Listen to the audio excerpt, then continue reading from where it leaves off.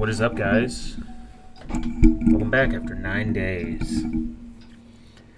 9 long days of me thinking, scheming, having a perspective, my internet buffering, doing stuff, and coming up with other ideas. Now, this week, after spending much time on the internet, as I'm chronically online, I come to the conclusion of where I think people lose their ability to not only convince themselves but convince others of why privacy matters, and maybe why privacy doesn't matter. And it kind of has something to do with right to repair.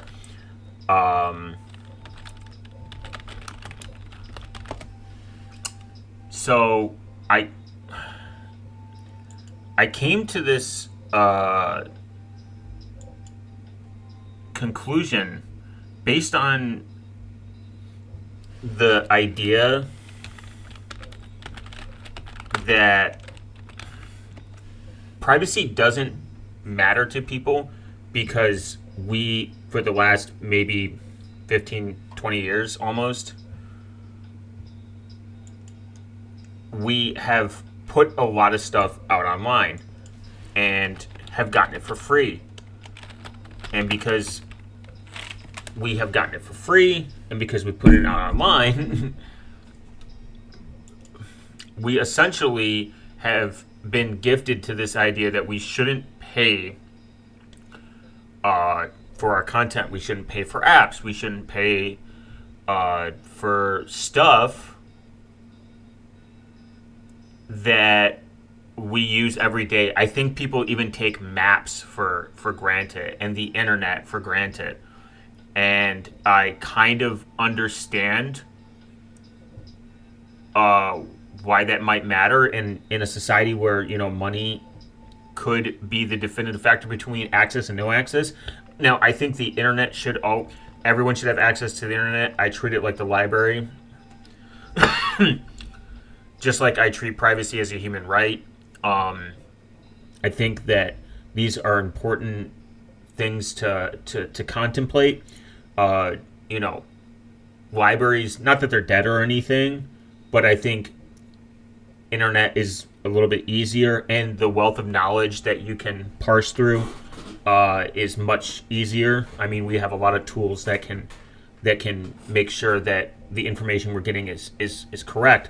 As good as it is, and as bad it is in today's society with the way we gather information, is somewhat complex, but the internet's not going anywhere.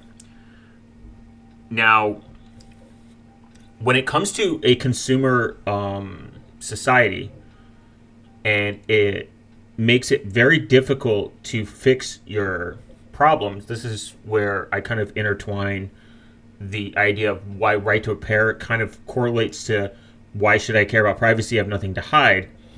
And even people that I have talked to that agree with privacy, that's something that they always gravitate towards is, well, I have nothing to hide. Well, it doesn't matter. You do have something to hide. You have lots of things to hide. And I think that's fine. I think it's okay to have things to hide. Now, whether they're illegal or not, or bad or good, is a different subject. I think people have things to hide. Your social security, email, your address, your phone number. I mean, a lot of these things identify you and can make you targets of scams, make you targets for annoyance, and so on and so forth. But most importantly, it also, the higher level privacy you have, whether you have something to hide or not, the overall better security you have, because then you're less likely to get phishing links. You're less likely to get scam calls and scam texts. The more you reduce the need for public information is just about you, is just ultimately a better case, or apps that connect to the internet, apps that connect to the cloud. A lot of these things that I've done has made it so that I'm less reliant on the internet. Now, I use organic maps. The only internet access that I need is to download the country or state or city I'm going to. And I do that pre-ahead. I mean, I've pretty much downloaded as much as I can without clogging up as much storage. Now, it does require storage. Just like my podcasting app, just like my music app. I buy the music and I get the digital version. I download it to my phone and there we go. And then I don't have to pay Spotify fucking $10 a month or Tidal or whoever and hand them all that information that's unnecessary and being probably sold on the back end to like 16 third parties. You know, that's the real thing is I'm trying to be as less reliant on that, but I'm also paying for this software somewhere. You know, free and open source software, whether it's through donations or they have a lifetime access subscription or it's a very inexpensive subscription. I'm generally against subscription services. I fucking hate them. But I'm trying to go against these big tech monopolies that give me nothing in return. Now, back to the main point. I believe anti-right to repair has led us, just like privacy, has led us to people caring less. Now, if I go get my phone fixed and my phone's screen cost me $400 to fix it, or they make it impossible for these repair shops or yourself to buy the part that fixes your phone, why on earth would I do that when I can just go finance a phone at no interest through XYZ Carrier or Best Buy or XYZ Place and just pay it off over 24 months, 36 months, whatever, or in increments in 5 months? And it would cost me maybe an extra $400. Now, financially, that sounds like an awful trade-off. But you already paid $800 for this device. Now you sink another $400 into buying it because Apple, Samsung, and all these other carrier phone manufacturers make it super expensive or damn near impossible to do it yourself and or through a vendor. Same thing with your laptops. Same thing with John Deere equipment. I mean, that's a whole rabbit hole to go down to. When these manufacturers design their product to make it expensive or impossible, you're just going to lean into consumerism. Well, my device is 2 years old. My tractor's 3 years old. My car's 5 years old. Why would I put that much money into it? Economically, it might be the better option, but no one thinks like that because it's a here and now perspective. And we can blame the spread of technology being faster and people wanting more and, advertising, et cetera, but that's not the point. The point is, when I hear I have to put $400, like my Pixel 6, my battery is $50. So fuck no, I'm not going to buy a new phone for that. That'd be retarded. But Google surprisingly made it very easy to replace my battery. It cost me $50 and an hour of my day. And 40 minutes of that hour was me scraping the adhesive off. That was probably the most annoying part. And reapplying it and making sure it's good. And it works. It's great. It was actually shocking how easy it was. And I've fixed phones before, but I haven't touched anything since maybe an iPhone XR or something. Like I had a buddy where he needed his XR fixed, and I was like, okay, I'll fix it. And it wasn't that hard. It was kind of annoying, just like a 6 or like I think my LG. I fixed the front. Yeah, I fixed this front screen of an LG phone I had because it was like very easy. It was like $45-$50 for the parts and like the tools, and I just did it myself in an afternoon.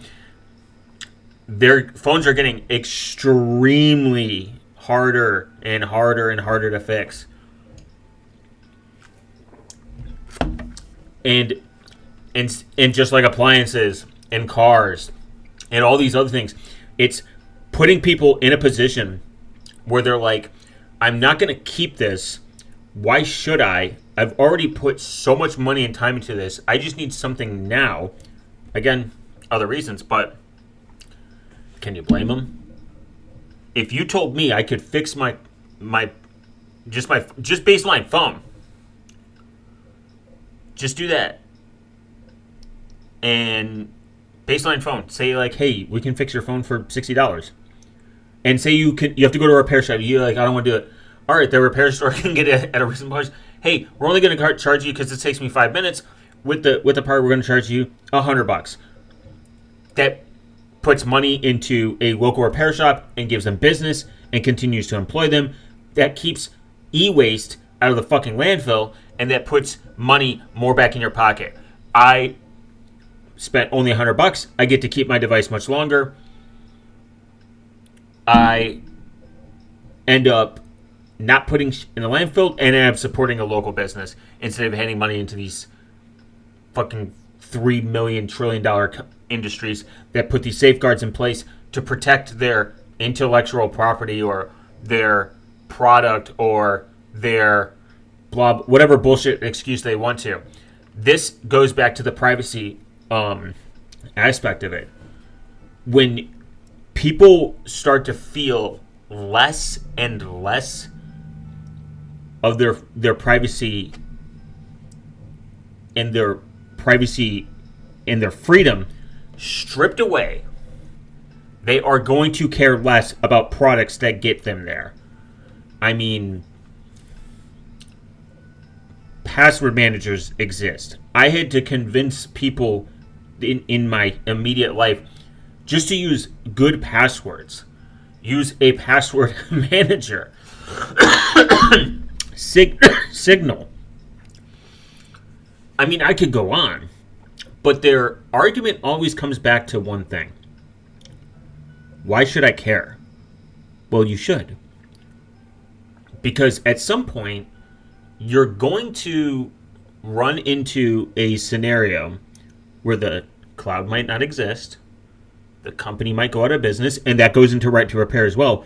If the company goes out of business and they spent decades not allowing other people to buy their parts and they just throw them away, you are now left with a defunct piece of shit paperweight, not allowing you to essentially continue the product that you spent money on. I mean, I could be popping up ideas in my head every 5 minutes on why right to repair is such a massive W for consumers and businesses in a sense that allows them to trust them and their product. And there's definitely companies out there that make repairability much easier. So, that is part of it, but it goes just back to privacy. It not only instills trust in the product, but it also allows you to, if that, say Adobe Cloud goes out of business and you hand them their dog shit $50 a month suite charge for their suite charge, and then the early cancellation fee, I think, that they force you to pay if you cancel within like 2 months. Or your cloud provider starts deleting stuff because they can't afford the storage. Whatever you want to go, a lot of these products are free. And it's worse when these products are free and then they're selling your data in the back end to analytics. We allow ourselves to then be so reliant on these, you're kind of left in the dust with all these monopolies dying and no real replacement. I hear this all the time, that there's no real replacement for X product, maybe for their use case. I have found personally a replacement for everything. Now, I don't do graphic design professionally, so maybe in their case, they're right. I don't do professional audio or painting or any of these products, or they need something quote unquote more feature rich, whatever. then if you want these and you want a better system and a better privacy system, or a better product where you know it's going to exist, support your FOSS free and open source software products. Hand them your money. This is my theory. Instead of you handing $50 to fucking Adobe every month, take 10 of that. If you can go down to a low, I don't know what their pricing tier is. I know it's like very expensive though. Go down and take the difference and give it to like GIMP, something, and then continue as they get better and better. Start being less reliant on shitty product part 2, and then go full in, and you're like, oh, this is great. Maybe they'll offer a lifetime subscription or something. I miss that. I generally have no issue paying for software. I have zero problem. I hate paying subscription fees. They are awful. Fuck them unless they're reasonable. But 99% of the time they're not. I'm trying to think of one that I ever had that was like even remotely good. I think that it's oh wait, yeah, Proton. I mean, I pay for Proton. That's been the best That's been the best subscription I've had, and I get it. There are some industries that need a subscription to sustain themselves. I hate them, but I would rather give it to a company and them never have to sell my data and give me options. And people can be like Proton haters all they want. Whatever. I understand. I get it. But we need competition. There's Tutanota. There's StartMail.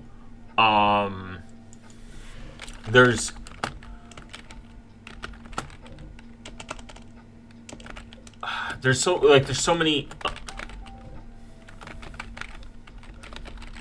so many email providers that I get it. It's email is not private, but it's decentralized. It's a protocol. Email's a protocol. I can email anyone under the sun. If I own my own domain, it makes it even more portable. This is why Proton has made a point. He said, I listened to him interview, and the founder of Proton was like, I wouldn't do email today. If you asked me, I would do something like Signal, which is awesome. You know, Signal enjoyer, SimpleX enjoyer, SMS, Telegram, WhatsApp hater moment. But there is a need for email. It's still very prevalent, and I don't know why, honestly, but whatever. It's still very prevalent. Actually, I think email does have a place for something. Sometimes, like receipts, like if I don't remember and I just I batch delete my email maybe like once every year.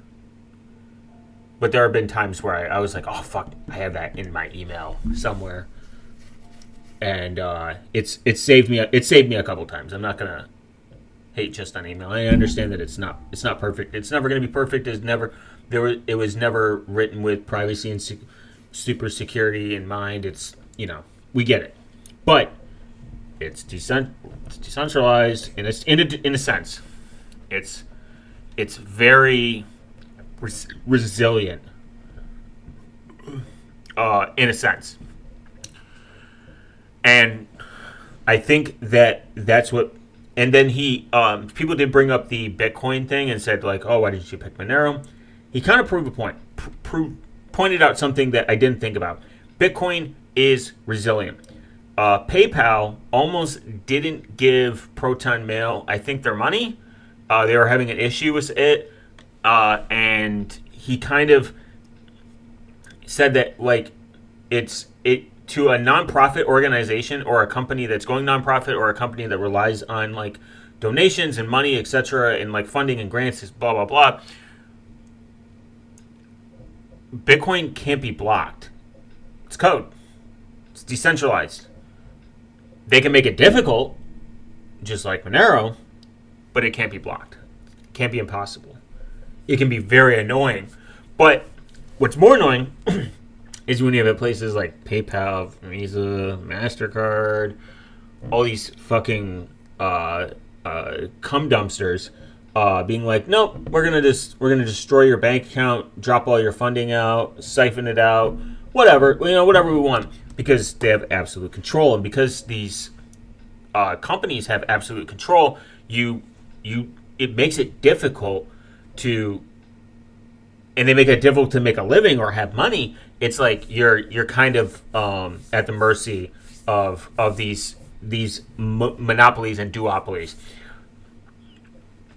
Like, imagine if you started a company and they're like, we don't really care, we don't really like your politics or your perspective, we don't like how you're collecting money. I think there was like OnlyFans or like sex work creators that were pretty much like banned from getting money from some of these bigger platforms, like the Pornhub like creators, preventing them or trying to pull out from them receiving funding. And I was like, that's fucking ass. It's just, I think that he said the point is like to make receiving money as resilient as possible, and I agree with that. I think that you should be able to find different avenues to always receive some form of money. Bitcoin, Lightning mainly, has been there for me when I needed to buy something, and for like whatever reason, my card was blocked, or I locked it, or my debit card is blocking my transaction because they think it's suspicious, stuff like that. And I just want the privacy of it. I mean, I use Monero for the privacy aspect. If I don't have cash and I want to do a digital transaction and they accept Monero, I would prefer Monero. I don't like carrying cash. I don't really like having cash on me. I mean, Monero's a little nicer. It's a little more portable. That's the point. And I think even when you make the conscious decision to, when you make these conscious decisions to increase your privacy, increase your less reliance on the overall monopoly of these bigger tech firms, I think it's ultimately a win. I'm not saying drop everything, because that'd be stupid. Like, if you have social media, make it more private. Stop putting out information out there that you don't want to be ingrained into the internet forever. And start convincing not only yourself, but your friends that, privacy is more effective in herds, in groups, and more usage. The more, and I know people give Signal shit on giving stickers and stories and all that, but people care about this stuff, whether you like it or not. People like modern, clean-looking interfaces, modern features like stories and stickers and all that other shit. Just sell them on that. If your mom, your sister, your brother, your cat, your dog, your friend, whatever, your uncle, don't even start with the privacy part. Just say, hey, Signal's kind of cool. You can send stickers, and it's faster, and it doesn't need cell service. You can do it over Wi-Fi. That's how I've convinced most people. And they're like, oh. And then setting boundaries. I only talk to people through Signal. You need to set boundaries. If it matters to you, they'll understand. And then after some time, as time goes on, you're like, oh yeah, this is end-to-end encrypted. This is no one can snoop on this. It's more private.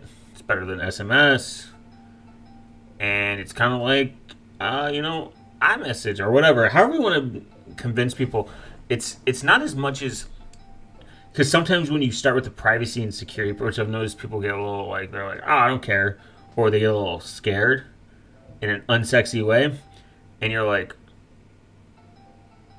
what? Well, okay, and then they just think you're crazy, and then the conversation kind of goes nowhere. And they're like, oh fuck.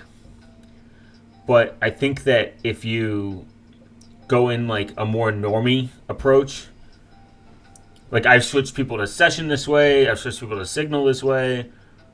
Sometimes people just like, I'm good. But I prioritize Signal, SimpleX, Session first. So like if people want to reach me through like SMS, I'm just like, oh, sorry, I don't look at my text messages, and then I'll like send them like a Signal link or like a SimpleX, and they're like, oh, this is cool actually. And now I can get a hold of you. I think that's the best approach, is start setting boundaries and get people to be like, man, I really need to get a hold of X, Y, and Z. Let me do that. Oh wait, they only accept this, man, and they'll eventually be like, this is great. Why haven't I done this? And I think another aspect of privacy is walled gardens. Is people like, I don't care. I'm already stuck in this garden, and I can't leave. I have 4 million memberships to X, Y, and Z. How am I going to function it? What's my alternatives? How can I cancel all my alternatives? Well, you're in luck. The FCC finally did something right for once. They did something called final click to cancel rule, making it easier for consumers to end recurring subscriptions and memberships. I know there's going to be some fucking stupid workaround for these fucking lunatics to do that. Have you ever tried to cancel something and it's like 32 pages and 86 steps? But it's going to be awesome. The rule will provide a consistent legal framework by prohibiting sellers from misrepresenting any material, dark patterns essentially, fact, while making goods and services with a negative option feature, as in cancel, failing to clarify and conspicuously disclose material terms prior to obtaining consumers' billing information connected with negative features. Essentially, they're going to make it super easy to click to cancel, even if they put it in a different page, like say it's one different page, and they're like, there's your cancel, done. That's how it should be. One click to sign up, it should be one. If it takes me 2 clicks to sign up, it should take me 2 clicks to cancel. 1 click to sign up, 1 click to cancel. It should be that simple. If I don't like or value the service, or I don't see, or their policies change, or they get bought out by another company that sucks, I should be able to exit as easy as it was for me to jump on. I mean, look at the companies that sit there and get bought out, and then they end up being a bunch of demons. Now, I think this is a big W. I don't believe that there's really any downside, personally, but, whatever. I just think that we need to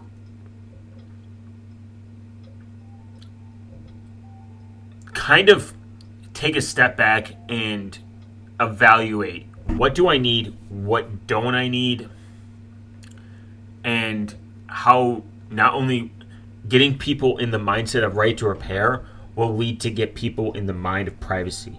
It's kind of like, well, why should I fix my car when I can just buy a new car? Well, because, man, it's not only economically better for your pocket to just fix it most of the time, it also is better to force these manufacturers to design better products with you in mind. I think if you buy a good product and it lasts a long time, you want to go back to them. But if you have one bad experience, you just never want to see them again. And you're just hoping that it dies. And then when it does, you just move on. I think that's what changes people, is when they make good products that last a long time. I've definitely rebought stuff because it was so good. Maybe less frequently, but I still thought about them years later. I don't know. I I think that it's something that has bothered me for a long time, is that these, not only these companies get away with ripping off the people, and the privacy aspect is just lying and getting consumers to think that it does, privacy doesn't matter. It does. I hope that people start taking it more serious. Either get a password manager, email aliasing. It's so easy to set up now. Password manager, email aliasing, just new RSS feed instead of fucking breaking news where you're getting like 500 notifications of someone getting stabbed every 5 seconds. And definitely, start looking at apps and see their permissions and see their their data points, and just kind of be like, do I need this? If you don't need it, drop it and pick a free and open source alternative that could be life-changing. I've already ranted for 30 minutes. I'll be back the next time I have any thoughts. You guys have a good night.